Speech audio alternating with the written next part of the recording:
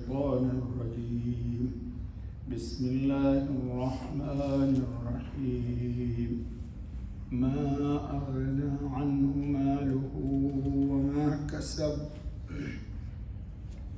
سيصلى نارا ذات لهب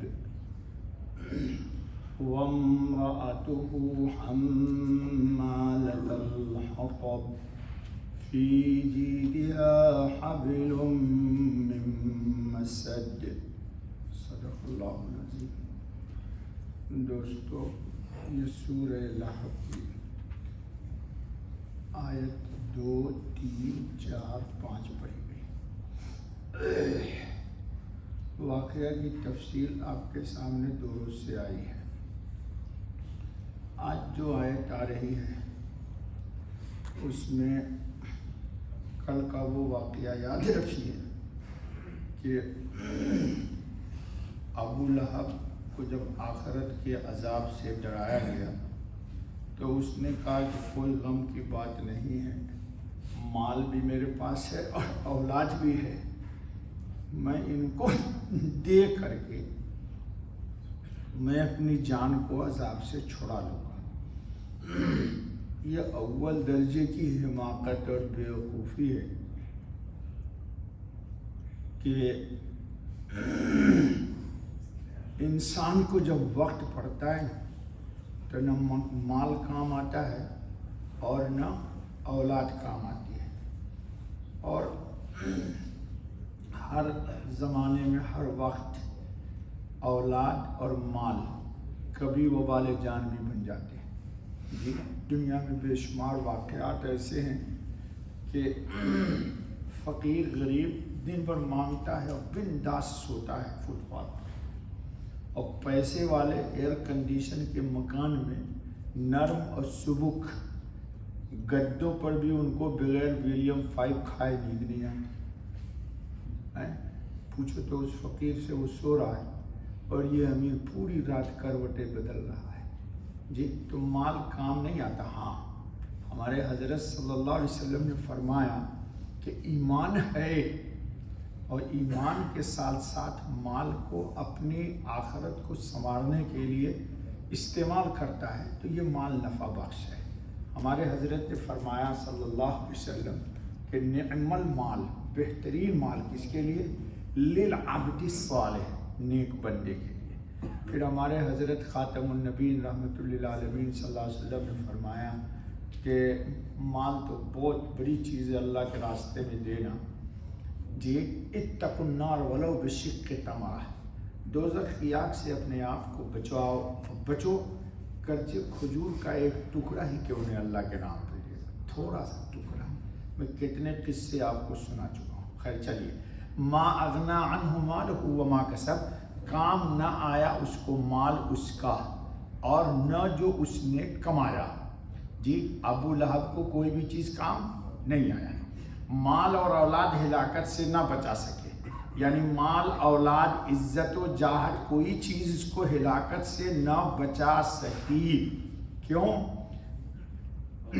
ابو لہب کے پاس مال بہت جمع کیا ہوا تھا۔ جی، تو اس نے کیا سوچا کہ اس مال کے ذریعے ہم اللہ کے عذاب سے اپنے آپ کو بچا لیں گے، لہذا نہ مال کام آیا نہ اس کی اولاد اس کے کام آئی۔ جب اللہ کا عذاب آیا تو گیا بیچارہ، سیدھا چلا گیا جہاں نہیں جانا چاہیے تھا اس کو۔ جی، سیصلی نارا ذات لہب، اب پڑے گا ڈھیک مارتی آگ میں، یعنی دہکتی ہوئی آگ میں۔ اللہ پاک کہتے ہیں کہ سیصلی نارن، اب پڑے گا دہکتی ہوئی آگ میں، ذات لہب، جس میں شعلے ہو۔ تو اس کا بھی چہرہ حسن و جمال کی وجہ سے آگ کے شعلے کی طرف بھڑکتا تھا۔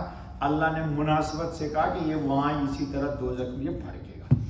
ابو لہب کہنے کی وجہ، یعنی مرنے کے بعد سخت شعلہ زن آگ میں پہنچنے والا ہے۔ شاید اسی مناسبت سے قرآن نے اس کی کنیت ابو لہب قائم رکھی۔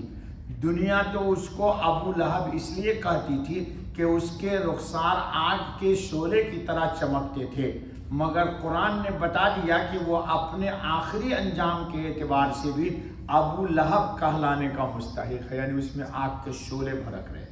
وامرأتہ حمالۃ الحطب، اور اس کی جورو یعنی بیوی جو سر پر لیے پھرتی ہے ایندھن، یہ بھی بڑی بدبخت عورت تھی۔ ام جمیل ابو سفیان کی بہن ہے، یاد رکھیے گا، کس کی بہن ہے؟ ہاں، یہ دونوں میاں بیوی یعنی ابو لہب اور اس کی بیوی، یہ دونوں حضور اکرم صلی اللہ علیہ وسلم سے غایت درجے کی عداوت رکھتے تھے، یہ ان کی بدبختی تھی۔ ابو لہب کی عورت ام جمیل باوجود مالدار ہونے کے سخت بخیل اور خست کی بنا پر خود جنگل سے لکڑیاں چن کر لاتی، بخیل تھی نا، تو کسی غریب سے نہیں منگواتی کہ مجھے پیسہ دینا پڑے گا، دیکھو بدھو پنا جی، تو مال کا کس فائدے کا بابا؟ کچھ لوگ بھی آج بھی نہ کھاتے ہیں نہ کھلاتے، اب مرتے ہیں چھوڑ کر کے، پھر بیٹا موج مستی کرتا ہے، بی ایم ڈبلیو اور مرسیڈیز میں گھومتا ہے، پلین میں فرسٹ کلاس کے ٹکٹ سے چلتا ہے، اور باپ پھٹی ہوئی لنگی پہنتا تھا لاتی، اور کانٹے حضرت خاتم النبی صلی اللہ علیہ وسلم کے راستے میں ڈال دیتی، اتنی بدبخت عورت تھی۔ جس راستے سے حضور چلتے، جیسے گھر ہوا ہے تو لازماً اپنے گھر سے نکلے تو راستے میں کانٹا ڈال دیتی، تاکہ حضور خاتم النبی صلی اللہ علیہ وسلم کو آنے جانے میں اور لوگوں کو تکلیف پہنچے۔ فرماتے ہیں کہ وہ جس طرح یہاں حق کی دشمنی اور اللہ کے نبی صلی اللہ علیہ وسلم کی ایذا رسانی میں اپنے شوہر کی مددگار ہے، دوزخ میں بھی اسی حیثیت سے اس کے ہمراہ رہے گی، یعنی اپنے شوہر ابو لہب کے ساتھ رہے گی۔ شاید وہاں زقوم اور زری، یہ جو جہنم کے کانٹے ہیں جی، جہنم کے کانٹوں کا کیا نام ہے؟ زقوم اور زری، جو ہم پڑھتے ہیں کس میں؟ قرآن کریم میں، لکڑیاں اٹھائے پھرے اور ان کے ذریعے سے اپنے شوہر پر عذاب الہی کی آگ کو تیز کرتی رہے۔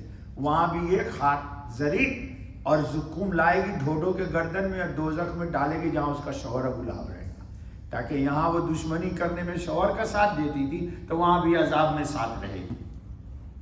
حما لطب کے معنی چغل خور کے لیے ہیں، بعض لوگوں نے محاورات پہ عرب میں یہ لفظ اس معنی میں مستعمل ہوتا ہے، جیسے فارسی میں کہتے ہیں کہ ہیزم کش، لکڑیوں کو ڈھونڈنے والا، تو یہ کیا کرتی تھی؟ لکڑیاں لالا کے راستے میں رکھتی اور حضور صلی اللہ علیہ وسلم کو تکلیف دیتی تھی۔ سنیے، اللہ تعالی ہم سب کی حفاظت فرمائے، اللہ ہم سب کی حفاظت فرمائے۔ حضرت عائشہ فرماتی ہیں کہ جب یہ سورت اتری تو یہ بھینگی عورت، یہ بھی پتہ چلا یہ بھینگی تھی، یعنی ایک چیز کو دو دیکھتی تھی۔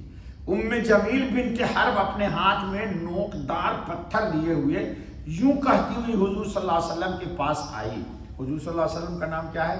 محمد صلی اللہ علیہ وسلم۔ یہ گندا جملہ استعمال کرتی، میں نہیں بولوں گا، وہ لکھا ہے مفسرین، کہتی اس نام سے کہ ہم اس کے منکر ہیں، اس کے دین کے دشمن ہیں اور اس کے نافرمان ہیں۔ اس وقت رسول اللہ صلی اللہ علیہ وسلم کعبۃ اللہ میں بیٹھے ہوئے تھے جب یہ عورت آئی۔ آپ صلی اللہ علیہ وسلم کے ساتھ میرے والد حضرت ابوبکر صدیق رضی اللہ تعالی عنہ بھی تھے بیت اللہ میں۔ حضرت صدیق اکبر نے اس حالت میں جب دیکھا کہ آ رہی ہے ام جمیل، تو دیکھ کر حضور خاتم النبی صلی اللہ علیہ وسلم سے عرض کیا کہ یا رسول اللہ صلی اللہ علیہ وسلم، یہ آ رہی ہے، ایسا نہ ہو کہ آپ صلی اللہ علیہ وسلم کو دیکھ لے۔ آپ صلی اللہ علیہ وسلم نے فرمایا صدیق رضی اللہ عنہ بے غم رہو، فکر مت کرو، نو ٹینشن، یہ مجھے نہیں دیکھ سکتی۔ جلال الدین سیوطی نے ایک کتاب لکھی ہے، آپ لوگوں کو تو پڑھنے کا شوق ہے نہیں، انہیں سمجھ میں آئے گی۔ انہوں نے لکھا ہے کہ کسی کافر نے حضور کو دیکھا ہی نہیں بات سمجھ میں آئی آپ کو؟ اس نے محمد ابن عبداللہ کو دیکھا، محمد رسول اللہ کو نہیں دیکھا۔ واہ، یہ بات آپ کے سمجھ میں آئے گی، اللہ ہے کہ 4-5 روز میری جوتی سیدھی کیجیے گا تب میں سمجھاؤں گا۔ پھر آپ صلی اللہ علیہ وسلم نے قرآن کریم تلاوت شروع کر دی، کیا؟ تاکہ اس سے بچ جائے۔ خود قرآن میں اللہ تعالیٰ ارشاد فرماتا ہے وَإِذَا قَرَأْتَ الْقُرْآنَ جَعَلْنَا بَيْنَكَ وَبَيْنَ الَّذِينَ لَا يُؤْمِنُونَ بِالْآخِرَةِ حِجَابًا مَسْتُورًا۔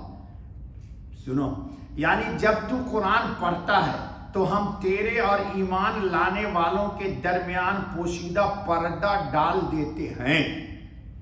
ایک عمل بتا دوں، کبھی خطرہ ہو کسی بے ایمان سے کہ یہ مجھ پر حملہ کرنے والا ہے تو یہی آیت پڑھنا شروع کیجئے، وَإِذَا قَرَأْتَ الْقُرْآنَ جَعَلْنَا بَيْنَكَ وَبَيْنَ الَّذِينَ لَا يُؤْمِنُونَ بِالْآخِرَةِ حِجَابًا مَسْتُورًا، ایمان والے کو بے ایمان نہیں دیکھے گا اور خطرناک موقع سے آپ گزر جائیے گا۔ سمجھ رہے میری بات؟ جو کہ میں تعویذ گنڈا والا مولوی نہیں ہوں، کبھی تم مجھے یہ سمجھو۔ سنو، یہ آ کر حضرت ابوبکر صدیق کے پاس کھڑی ہو گئی اور حضور وہی ہیں۔ حضور صلی اللہ علیہ وسلم بھی حضرت صدیق اکبر کے پاس بالکل قریب بیٹھے ہوئے تھے، لیکن قدرتی حجابوں نے اس کی آنکھوں پر پردہ ڈال دیا۔ کس کے؟ ام جمیل کے۔ وہ حضور کو نہیں دیکھ سکی کیونکہ حضور نے قرآن پڑھ دی۔ اللہ نے کہا ہے کہ جب مومن ایمان والا قرآن پڑھتا ہے تو بے ایمان اور ایمان والوں کے درمیان کیا ہو جاتا ہے؟ ایمان ہے۔ آپ لوگوں کا ایمان ہے اس پر؟ نہیں، تم لوگوں کو شک ہے یار، نہیں شک ہے، پتہ نہیں مجھے صاحب ہوگا کہ نہیں ہوگا، نہیں ہوگا، سب کا نہیں ہوتا یار، شک کی بہت ہے، لوگ ڈاکٹر کی بات پر فٹ کرتے اور نبی کی بات میں شک نکالتے، جی یہ کمزوری ہے بابا۔ چلو، وہ حضور صلی اللہ علیہ وسلم کو نہ دیکھ سکی، حضرت ابوبکر صدیق سے کہنے لگی کہ مجھے معلوم ہوا ہے کہ تیرے ساتھی نے میری ہجو کی ہے، قرآن میں ہے نا، وَامْرَأَتُهُ حَمَّالَةَ الْحَطَبِ، کہا یہ میں نے تو برائی بیان کی تیرے ساتھی محمد صلی اللہ علیہ وسلم، یعنی شعروں میں میری مذمت کی۔ قرآن کو قرآن نہیں مانتی، بدھو بیوقوف کہتی ہے شعر ہے، قرآن شعر ہے، شعر سمجھ گئے؟ ارے اشعار گانے۔ حضرت ابوبکر صدیق نے فرمایا نہیں، رب البیت کی قسم، حضور صلی اللہ علیہ وسلم نے تیری کوئی ہجو نہیں کی، حضور نے تھوڑے نہیں کی، یہ تو اللہ نے کہا حمالۃ الحطب ہے، وامرأتہ حمالۃ الحطب، تو کہتی ہوئی لوٹ گئی کہ قریش جانتے ہیں کہ میں ان کے سردار کی بیٹی ہوں۔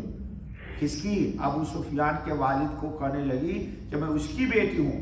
ابو لہب کی بیوی ام جمیل بنت حرب بنت امیہ یعنی ابو سفیان کی بہن تھی، اس لیے کہنے لگی کہ میں عرب کے سردار کی بیٹی ہوں۔ جا بیٹی ہے تو جا جہنم میں ذرا اونچا پوزیشن لے لے، ہے نا بھائی، بڑے آدمی کو اونچا پوزیشن چاہیے نا، تو جہنم میں بھی اللہ تعالیٰ کوئی خاص پوزیشن اس کو دیں گے کہ تو جہنم کی وی آئی پی ہے، آجا ذرا ادھر، چل وی آئی پی، لوگ ناراض مت ہو جاؤ۔ فی جیدہا حبل من مسد، اس کی گردن میں رسی ہے مونچھ کی۔ ہندوستان پاکستان میں دیکھا ہوگا ایک درخت ہوتا ہے تار، اس کے جو بڑے بڑے ہوتے ہیں نا، وہ چھجے ہم بولتے ہیں، اس میں کو کاٹ کے اس میں سے مونچھ نکالتے ہیں، رسی بنتی ہے اس کی، ناریل کی رسی، اس کی طرح جیسا عمل ویسی سزا، جیسی کرنی ویسی بھرنی، نہ مانے تو کر کے دیکھ، جو نہ مانے تو مر کے دیکھ۔